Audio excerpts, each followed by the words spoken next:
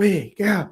Yo, what's up, everybody? Welcome to Forever a White Belt. I'm your host, Naughty Nate, and man, do I have an episode for you guys tonight. I'm so excited for this guest tonight, guys. Former professional fighter, current head coach, promoter, gym owner, local legend of Vancouver, Washington. I would even say the whole Northwest, honestly, big hero of mine, Mr. Austin Springer. Welcome to the show, bro. Hey, thanks for having me, Nate. Of course, man. I really appreciate you taking the time. I know that you're a busy man. Not only are you a head coach, you run a fantastic promotion with the NWC, but you're also a firefighter and EMT. So you stay busy nonstop, man. So for you taking the time to do this, I really, really appreciate that. So thank you very much, man. Absolutely. Yeah. So Austin, you've competed at the highest levels of this sport. But before we get into that, why don't we talk a little bit about your background, like what first got you into martial arts, and kind of give us a little bit of that story. I grew up wrestling, and I had big goals for myself in high school. I want to be state champion, and going up to that final tournament, I had a ton of success, and I didn't accomplish my goals, and I kind of just had that itch to compete. Some family things kept it to where I didn't accept a scholarship for wrestling. I stayed local in Kennewick, Washington, and found a gym there and started training. Took my first fight with no real training, just a wrestling background. Went out there, shot a double leg, pushed him up against the cage. He starts cranking on my neck, and I'm like, this guy's got a headlock. He's not going to get anything. I start punching him in the ribs, and all of a sudden it starts punching it slower and slower, and then I'm hanging there, and after 28 seconds, I got choked out, and I realized I should probably start training a little bit for this thing. Man, those early on beginner mistakes. I had the same thing happen to me. I got caught in my first MMA match in an RNC, bro. And it was off. Yeah, I went and did a shot on a guy. It was a lazy shot. He sprawled out and took my back, and it was over, man. I've never been choked out before. It was a new experience for me when it happened. Man, and it's so crazy. Are you from the Yakima Valley or Tri-City? So right in Kennewick. I grew up there. Mm-hmm. I think we moved over to Vancouver. It would have been 2008, so I was 20 years old. So I think after that loss, I think I had 2 more fights there that I won, and then so I kind of had grown out of that gym. It was a small little gym, kind of served its purpose. And in Vancouver, my favorite fighter of all time was Randy Couture, and he had opened up an Extreme Couture in Vancouver, Washington. And so I'm looking around like, okay, there's Team Quest, which I know of and I love, but like we're going to be living in Vancouver, so we have some family there. And it was actually like 5 minutes from where we're going to be living. I'm like, all right, well, I know that Team Quest had like the credentials. I saw the facility of Extreme Couture. It was way nicer, state of the art, beautiful, and it was close. So I was like, okay, I'll go that route. And so I started training there. Fast forward a little bit. So Extreme Couture went out of business. Different company called Brave Heart or Brave Legion came in, took over that facility. I was a manager there at that same facility. Fast forward 5-6 years later, that's now where we've been in that same location. So I've been working for 3 different gyms in the same location.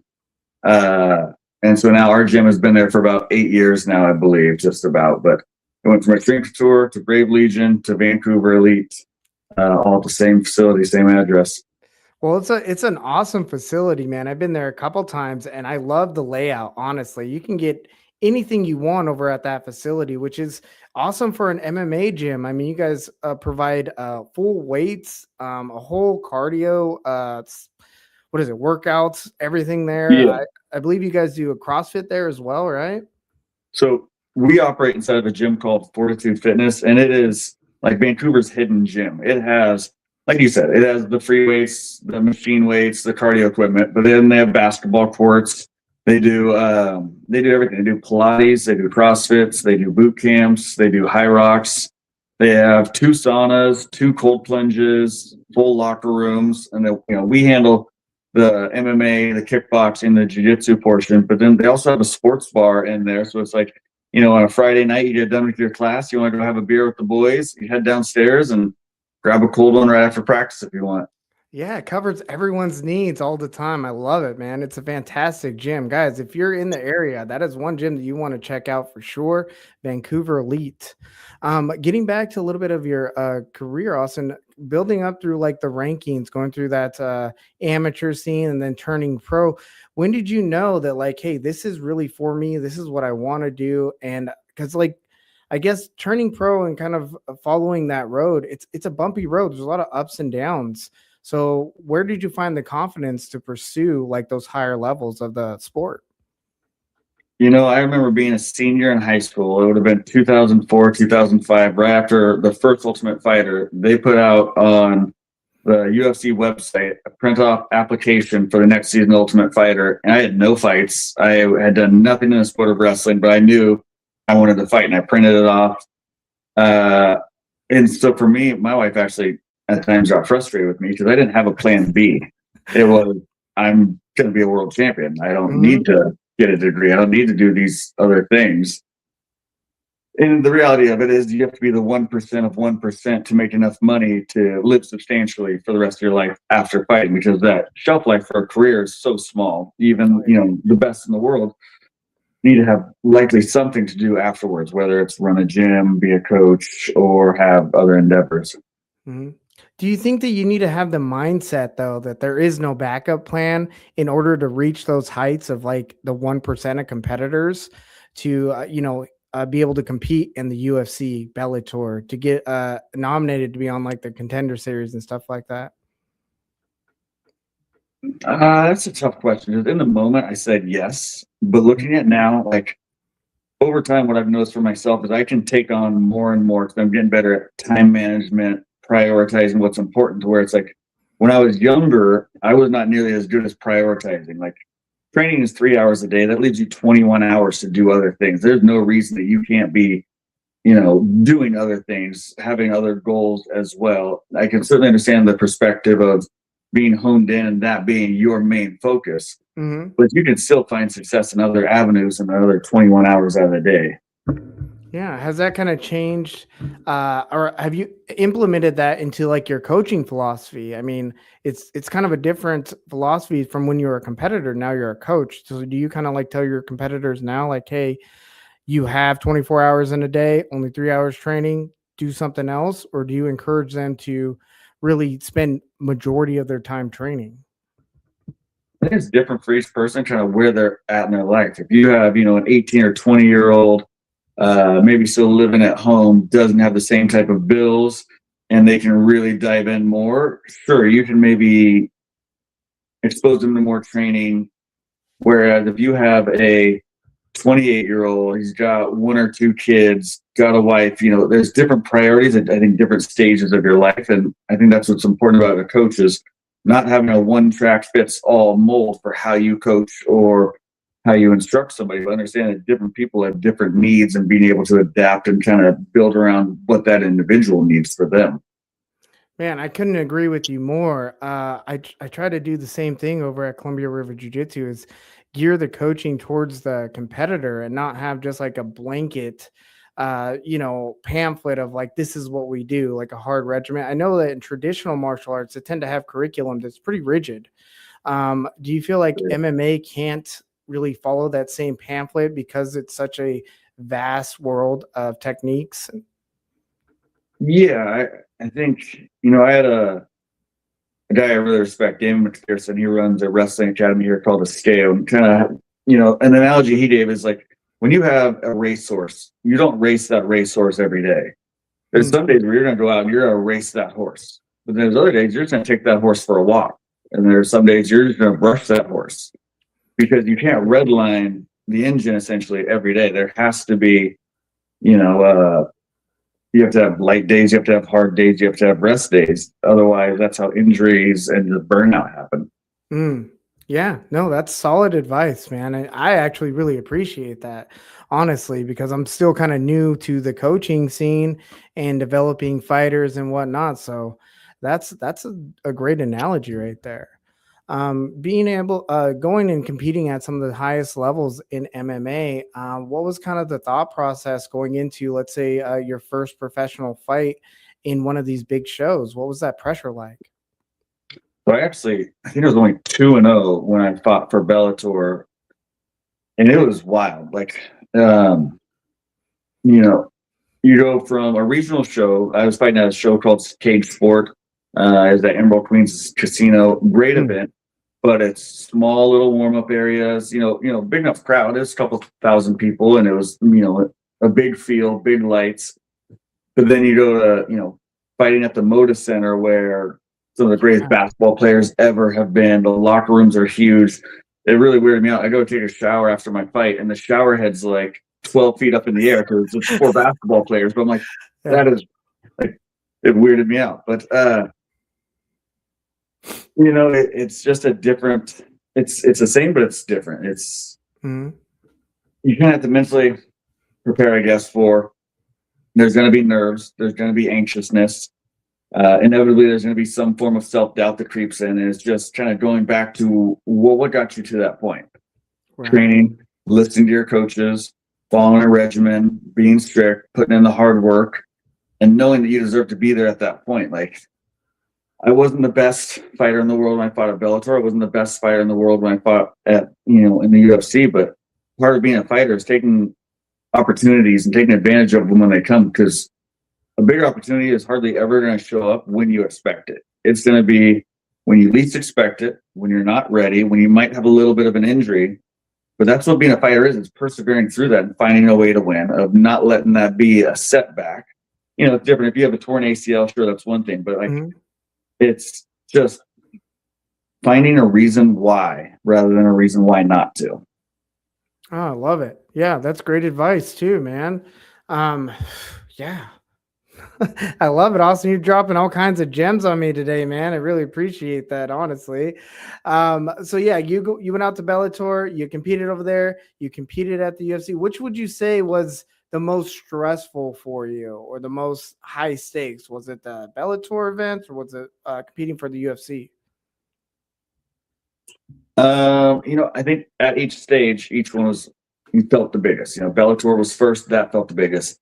Next was the Ultimate Fighter. That I think that one hurt the most, not winning and getting into the house, because I had so much confidence going into it. I was 8-0 at the times, a bunch of finishes. I just felt very confident, and I fought a style that I hadn't been matched up against before. And it didn't go my way. And that one crushed me a lot. The Contender series, I felt incredible for. I thought it was a great matchup. It posed to be a lot tougher not than I expected, but it was just a super tough fight. And that one hurt too. There was 5 fights that night. I was a late replacement, fighting a former world champion kickboxer, losing the fight. A minute left, and I find a way to choke him out, and everybody else gets a contract except for me. Yeah, that one hurt quite a bit. By the way. Yeah, that was total bullshit. I think even Chael Sonnen talked about that, how that was bullshit. You definitely deserved a contract out of that, man. And then the UFC happens, and that's during COVID. I was at the dentist when my manager called me, said, "Hey, so-and-so has COVID. I don't have a guaranteed spot for you. Here's a link to a flight. Fly to Vegas right now. We're going to talk to the UFC matchmakers into giving you this fight. If they don't give you the fight, I'll refund your ticket, but get to the airport within an hour." And so I called my wife. She packed a bag. I got home, drove me to the airport. And so that one was so fast, and it was such a kind of a weight off my shoulders, a monkey off my back. Because for nearly 10 years, that was what I was going after. That was everything my life revolved around, making it to the UFC. And so that one, I think, was actually probably the least stressful, because I was there. I'm here now. Get it. Let's just let's go have fun time. And hard weight cut. I took it on essentially 24 hours notice. Didn't end up making weight. Didn't have a great performance. And they ended up, well, before I say that part, on my way to Vegas for that fight. So that day I got the call for the UFC. That day I also got the call for my first career firefighting job as I'm getting ready to board the plane. So I got my 2 freaking dream jobs the same day. Oh man. That has to weigh on your mind a little bit too. I'm sure, man, when you're going into this fight like that, you know, you got this thing waiting for you, or was it waiting for you, or did you have to choose between the two? No, it was waiting for me, but it was a don't get hurt scenario, which honestly, at that point, Gotcha. I would have, I think in that moment, I was not thinking about the firefighting at all. Like, we Mhm. got, 72 hours to go in here, fight. I'll be back home. Then I can worry about it then. But, I didn't have the performance that I wanted. Mhm. I missed weight, and to put it bluntly, it pissed the UFC off, and they cut me. And so, kind of what I had to do was, do I want to keep fighting? Do I want to work my way back Yeah. when I have this career here with great pay, great benefits? It's everything I've wanted. Mhm. Or do I want to try and go and fight and do that? And what I had to kind of come to terms with is fighting is a short term job, firefighting is a forever career. Right. So Yeah. I shut that door and opened the door to firefighting. Yeah, not just firefighting though, but you also, you stay pretty active in the MMA scene still. I mean, you're developing young fighters, and you own a gym, Vancouver Elite, and not only that, you're a promoter of the NWC. So you're still in the world of competitive sports, just not necessarily as a competitor. So, what are some of the challenges that you face in your new roles? Well, first I want to highlight, we have a coaching staff at Vancouver Elite that is the hands-on day-to-day. Like, we have incredible Mhm. coaches. Our jiu-jitsu coach Chase Davis, a high-level jiu-jitsu black belt, no-gi specialist, so it translates to MMA well. He's a Love that. Fabian black belt as well. He's competed at Submission Underground. Dang. And then we look at our Muay Thai coach, Dima Kozacak. He was, I believe, third in the world in the Muay Thai championships. He represented the Ukraine Muay Thai national team. He's himself coached 2 world Muay Thai champions. He's in there a Jeez. couple times a week. Our manager, Eric Vasquez, he was one of our very first members. He fought for us when he was 16 years old. I think he's 28-ish now. Just a lifelong martial arts, continues to learn. And I mean, those are just 3 of our main ones. But then we got guys like Clayton Coons, Sam Case, a plethora of just awesome coaches. So while Mhm. I might have the label of owner, head coach, it's these guys that are really molding that next generation of fighters for us. And the effect and the impact that they have on these young athletes, I mean, you see it in our guys that they are so much more developed 6 months into fighting than I ever was. And it's so Uh-huh. cool to see that development that they have. Yeah. Does it give you the same kind of feel seeing one of your students succeed as you got when you were in there succeeding yourself? I know it's kind of like a weird question, but let me put it like this. So like me as a competitor, when I went out there and I fought and I had success, I felt good about it, but I almost felt like, yeah, that's to be expected. You know, I put that on myself. But when I see one of my students go out there and they perform well and they're doing well, I get like such a euphoric feeling of like, yeah, man, I'm just happy to be a part of that. Do you get some of the same? Um, there's some yeses there and there's some nos. Mm, As far as like, so when you're fighting, like the entire lead up, let's say a half hour before the fight, that anxiousness, those butterflies that you just can't escape, hmm. they go away when the cage door shuts and the ref says go. When Right. you're cornering somebody, I still feel those nerves the whole time during the fight because I'm not in control. So I don't really know the fate of the fight, if that makes sense, where it's like I'm nervous the whole time through. So that part, it's worth being the coach. Because when you're the Hmm. fighter, boom, ready, set, go. It's fun time. It's, what the last 3 months of training has been for, is to go have fun now. Hmm. The coach, it's like, oh, this is actually probably the worst part of it, is just sitting here, not being in it. Right. And I Yeah. loved fighting. Like, when I was nervous beforehand, there's times, like, even up until some of my last fights, like, I'd be like, this is it. I don't want to go through this again. After this fight, I think I'm just going to be done. I would have like negative self-talk of like, maybe I'll trip on the way to the cage and like I'll cut my eyebrow and I won't be able to fight. And then I'm like, no, hold Yeah. on. And it's really, it was hearing guys like Randy Couture and Chael Sonnen talk about like the mental game. Like everybody has these nerves. Everybody has this self-doubt. Everybody has, this little red guy in your shoulder and you have a little white guy. And it's just knowing that everybody has that. I'm not some weirdo that it's only happening to me and it must mean that I'm about to lose. It's that everybody goes through this process. It's going to be fun at the end. Just wait it out another 30 minutes or so until it's time to go and fight. And then all of a sudden, it was all worth it. And after the fight, it's like, sign me up again. I'm back in there. That's it. Yeah. It's kind of like that fight before the fight. And it's one of those things that I feel like you only really get to experience if you have competed yourself. You get a lot of couch quarterbacks out there in the world that watch something on TV and they're like, oh yeah, I can go out there and do that. But it's a lot different when you're standing actually in the cage and you're having somebody come at you. Like things are happening at such a high rate of speed. And if you're not trained and not conditioned and ready for that, it's like being underwater sometimes, so I really do appreciate how you guys get your competitors ready to compete. I think you guys have a solid program, one of the best here in Vancouver, Washington. Let's talk a little bit about the NWC. What made you decide to want to start a promotion and get that off the ground? So I was going to firefighting school at PCC. I got an offer to manage an existing gym and kind of be the head coach. And I was like, well, I love fighting.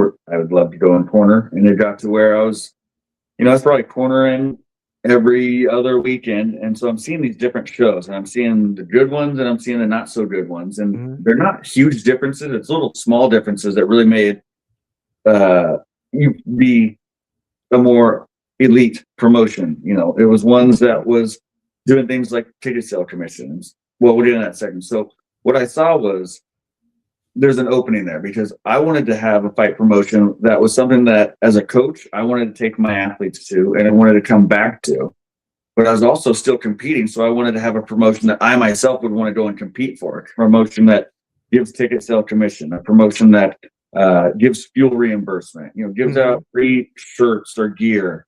We do fight of the night and performance of the night bonuses for these amateurs. We'll make, media content for them to put out on their social platforms to help sell more tickets so they get more commission. Like we want to make it to where guys want to come back. And we also noticed that there was, there's the pro promotions, which we're not going to be. And then there's the really elite amateur promotions that are kind of those feeders for them. And we're not that either, to be honest with you. We're more that niche group of like beginners, your debut guys, your 0-1, 1-1s. For the most part, we don't have guys with over 5 fights on our events because that's not really who we cater to. We have some of them. Like we have a great fight January 24th between Jalen Persuade out of Elements MMA, 4 Elements MMA. Yep. The guy I think has 6 fights, and he's coming in and taking on another experienced Muay Thai guy out of Ringcraft Muay Thai in Portland. So it's like we can have those guys with over 5 fights, but for the most part, we want to be that promotion for you have that fighter that you're not quite sure if he's ready. Well, NWC, we can give him a fight, and we'll give him a little bit puffier gloves for MMA, and we'll give him shin guards, but we'll let him fight in front of a crowd of 500 people, so he's still getting that rush to the nerves. But he's doing a little bit more of a safer environment, and we're not having them cut weight, so they're not going to be dehydrated. So it's kind of that, that soft entryway into like, oh, you want to fight? Well, let's go to NWC. Like this would be a good first stepping stone for you. And so as a coach, I was noticing there wasn't really that in the Pacific Northwest for those type of amateurs or, some independent guys that maybe shouldn't be facing a gym trained guy right off the bat. And this would be their soft little entry into a form. And so we kind of want to be that promotion here in the Pacific Northwest. And honestly, I think that you guys do a fantastic job. I mean, some of the matchmaking there is spot on. I really love how you throw enthusiasm to the fighter safety. That's huge for me, especially with, we're a new gym. A lot of our competitors, they've been training for like, some of them for 2 years, some for just a year, and they're coming like to us with no background at all. So as a starter gym, we look for these type of promotions, and we're we're very happy to be a part of, a community that is looking out for these novice competitors that are on their way up, man, because, you can really discourage an individual by, having them debut against somebody that's just way out of their league. And as being a competitor, I'm sure you've seen that in promotions where they're just trying to, what is it, pad a record, or Sure, guys sure. are in their sandbagging and stuff like that. And depending on who's throwing the promotion and whatnot, it could be that school. From what I've seen, you guys don't do that at all. You guys are, especially when it comes to like your guys, you're willing to put your guys against anybody. And I love that, man. It just shows that you guys are confident in what you're doing, that your guys are prepared and ready to go. And that to me just is a great sign for a solid program. When it comes to the NWC, what do you feel outside of being the entry and what do you feel is one of the primary things that really separates you from, let's say, a promotion across the across the Washington border? I think you might know what promotion I'm talking about. Yeah, Kind of one of the bigger ones. Yeah. Well, for starters, in your reference in the FCFF, and the FCFF is, I think, that stepping stone to pros, and they've actually started hosting a couple more pro fights. And like, I love the FCFF. I fought for the FCFF. I fought I was a champion for them. I've taken many of our guys there. I have no issue with them at all. But I'm very open. Like, I support events that support the fighters and the gyms. And what I mean by that is like the ticket sale commission, the fuel reimbursement, but also shows that offer pro fights. For the longest time, the FCFF didn't. So we didn't put a lot of guys on that show because what we wanted is, guys to progress. They go from entry level, experienced pro champion, entry level, experienced amateur champion, and then entry level pro. But you want to make a relationship with those professional fight promotions so that way they give you opportunities, because you can't go to a professional fight promotion and say, hey, I have this amateur ready to go pro, we give him a fight, when you've never before gave him any of your amateurs. You can't go and ask for a favor when you haven't scratched their back. And so, for the most part, I would try and support events that would host pro fights. And now the FCFF is doing that, which is awesome because there are so many talented guys in this area, and there's not enough pro promotions to give those opportunities. And so I love that the FCFF is giving back. But to your question, the FCFF only does MMA. We do MMA, we do kickboxing, we do tag team jiu-jitsu, as well as combat jiu-jitsu. So you get 4 different martial arts in one night. And so maybe you haven't seen tag team jiu-jitsu before, you're not sure what you're going to get. It is the #1 crowd-pleasing event that we've had.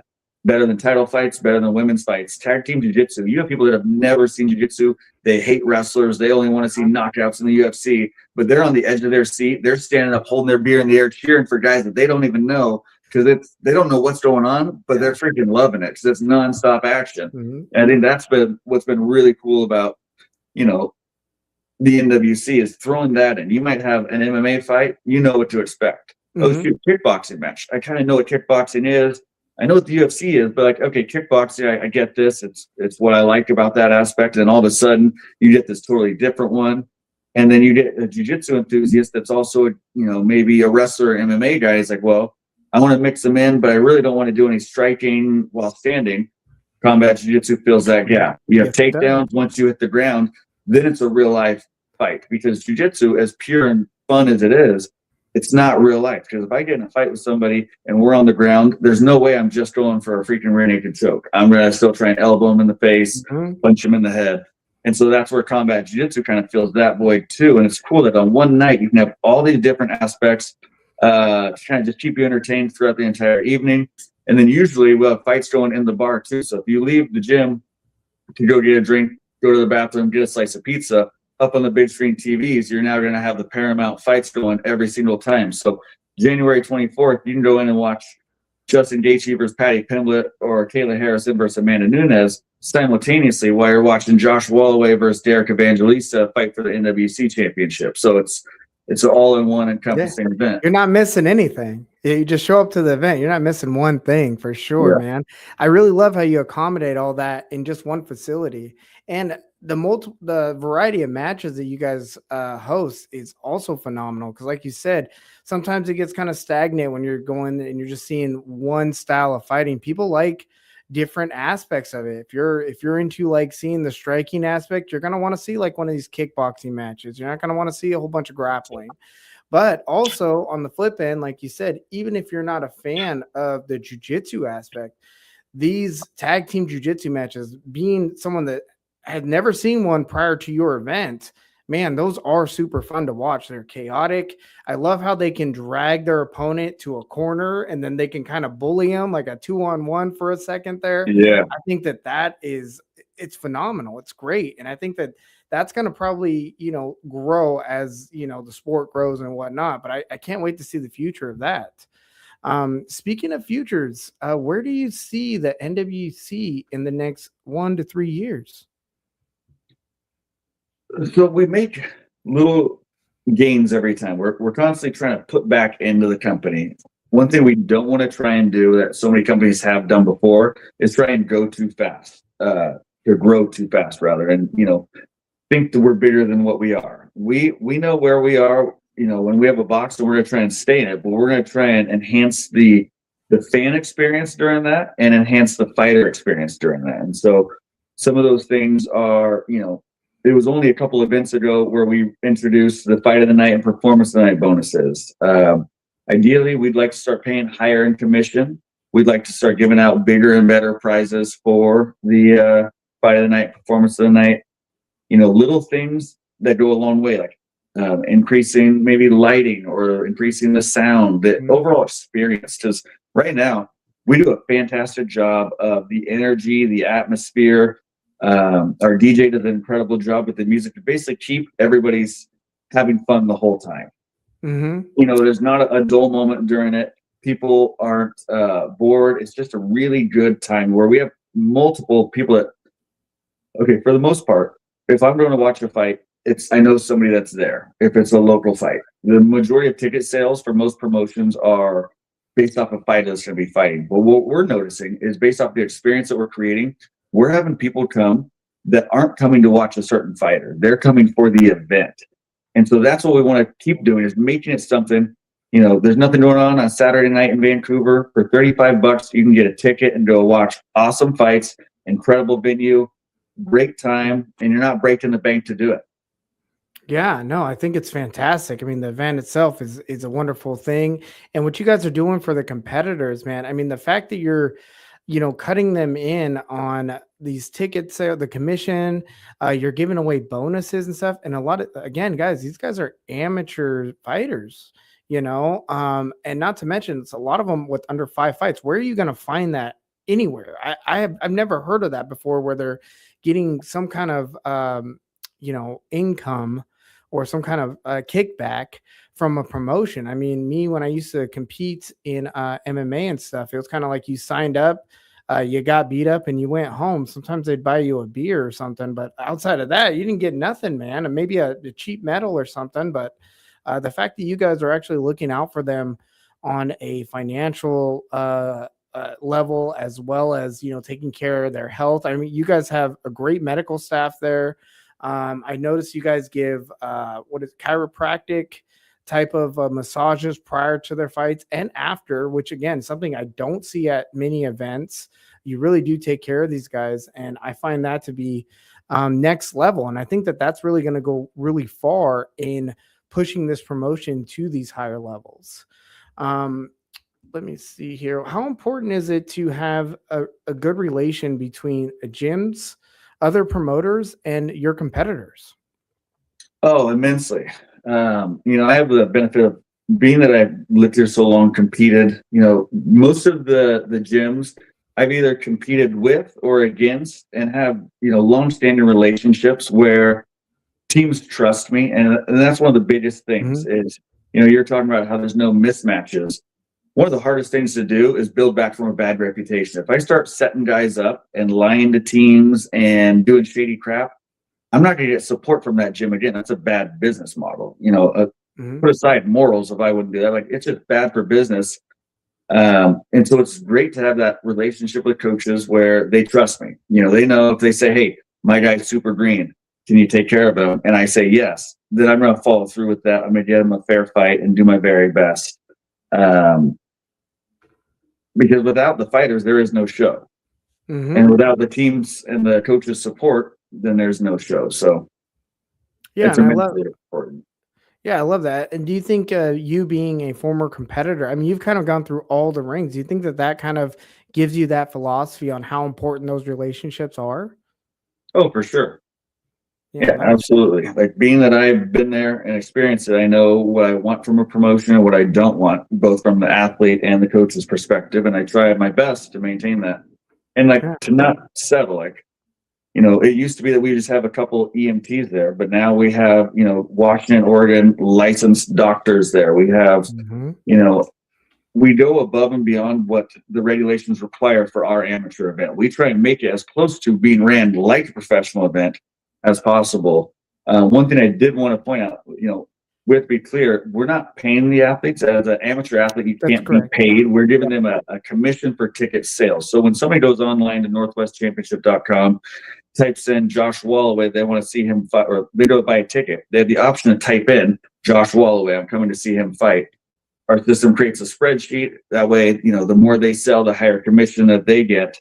But we gotta be careful. Just because even with the of the night bonuses, you can't be over a $50 value per Washington state law. So we do our best. Well, we stay within those ranges. We don't want to get in trouble, but we also want to give back as much as we can legally.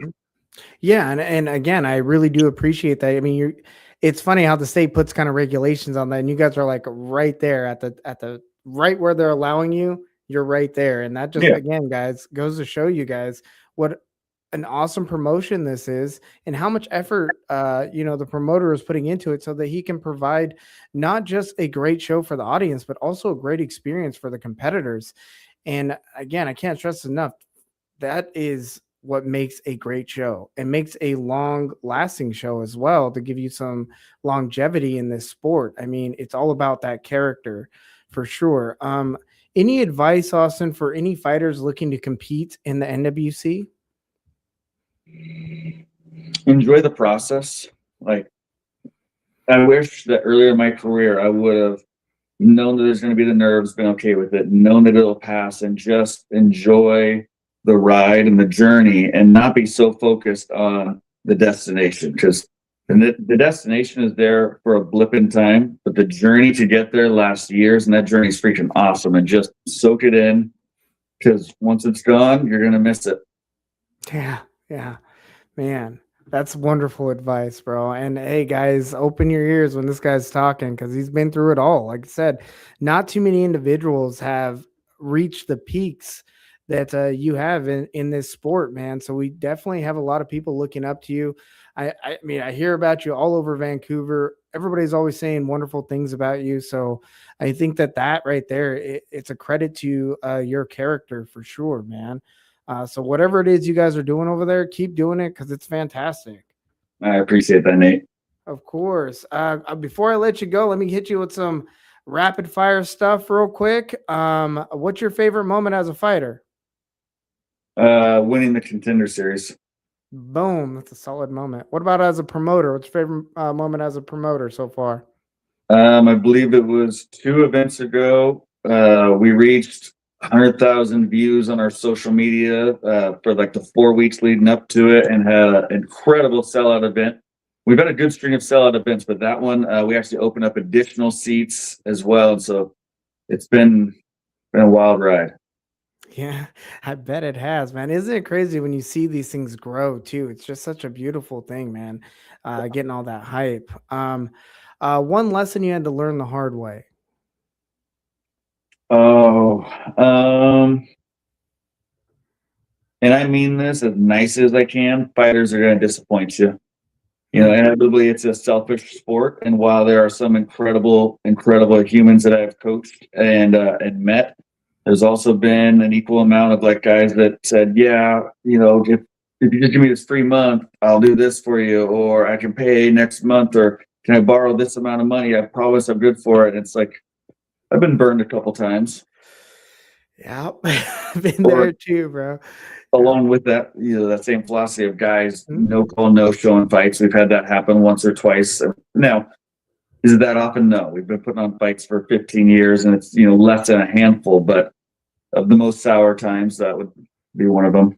Yeah, I mean, for the competitors out there, you have to understand what that does for a show, especially when it's the day of. If they're counting on, 15 matches, and all of a sudden you don't show, I mean, that takes away from the event. So, if you sign up for one of these events, you need to honor those commitments, man. I mean, emergencies happen and whatnot, but there are some notorious competitors out there that sign up for things and then never show up, and that's like you said, it's hard to outrun one of these a bad reputation. Sure. And now, you said it's tough on the promotion. If I'm being completely honest, if it's day of the event, we already have, between 12 and 16 fights. Losing one, it's actually not going to hurt us, but it sucks for the fighter that's been preparing for X Yeah. amount of weeks, that spent money on his coaches, on his nutrition, on Mhm. his extra training, cut the weight. Well, no, he didn't. We went on weight tests, but, drove to Vancouver, Mhm. took time off of work, and then you did that to him. So And then people might have wanted to see him compete. They bought tickets to sure. watch all that stuff, man. So yeah, it's important, guys. Like I said, when you sign up and you make that commitment, to honor that commitment for sure. Let's jump into this event real quick. What do you have in store for us coming up in just 12 days? It is an awesome Kickstarter event in 2026. Our main event's going to be Josh Walway. He's from Vancouver Elite. He's taking on Derek Evangelista. Derek is with Four Elements MMA. Mhm. Experienced guy. So he fought on our last event. He was facing a guy from Impact Jiu Jitsu named Jeremiah Maxey, who had a ton of hype, well-rounded overall. I believe better record, I think, if I'm correct.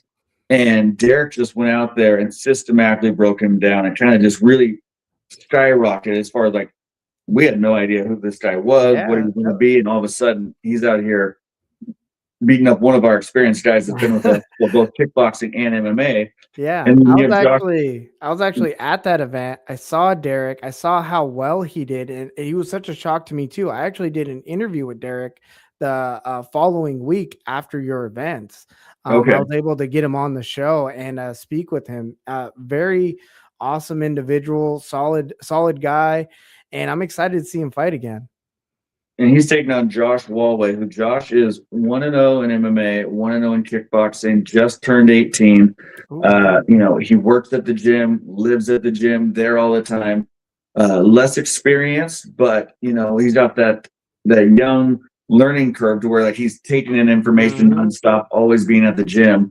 That's gonna be our main event. We have one of your fighters, Roman, who I had seen on the internet. I had seen his Instagram, knew he had talent, and I was like, this guy's gonna be a fan favorite. Like, what do I have to do to get him here? And we're very excited to have him Oh, January we 24th. appreciate that for sure, man.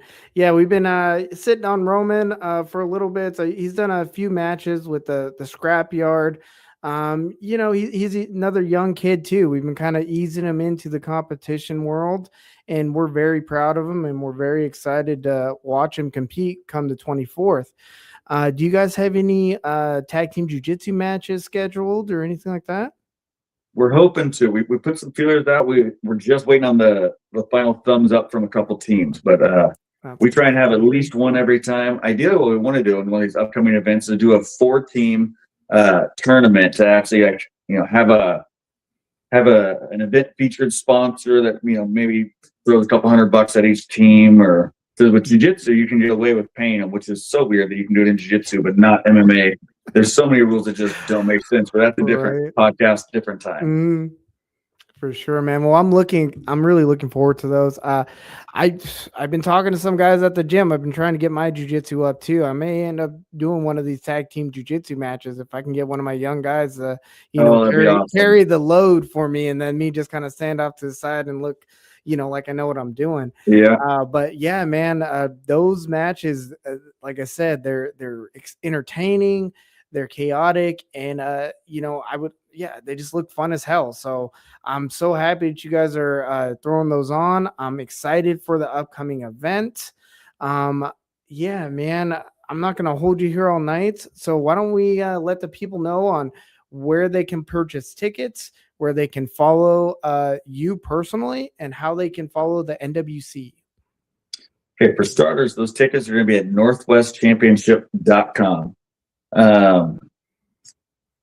Socials, it's primarily Austin Springer, but Northwest Championship for both Instagram and Facebook.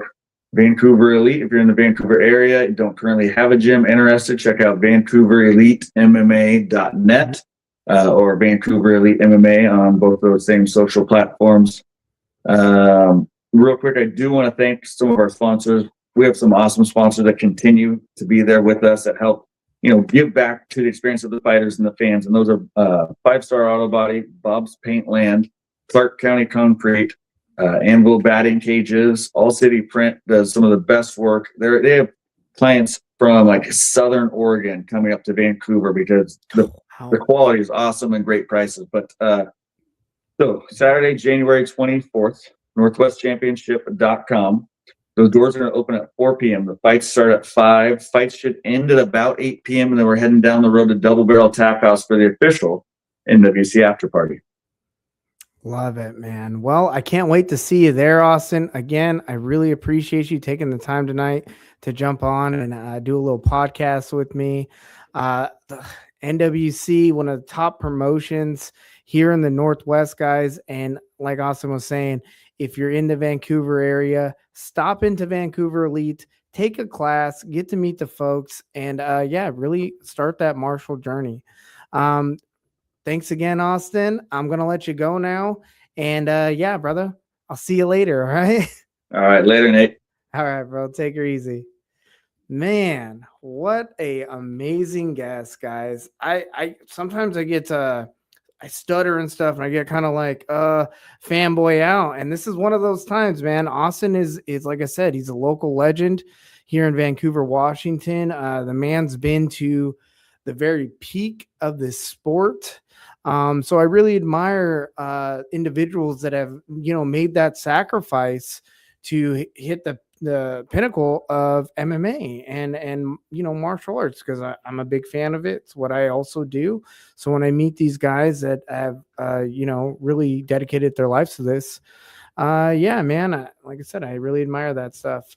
So anyways, getting back to the January 24th event, guys, a couple things happening on January 24th. Number one, as we said earlier, NWC event. Tickets on sale now. Make sure you get that at Ticketmaster.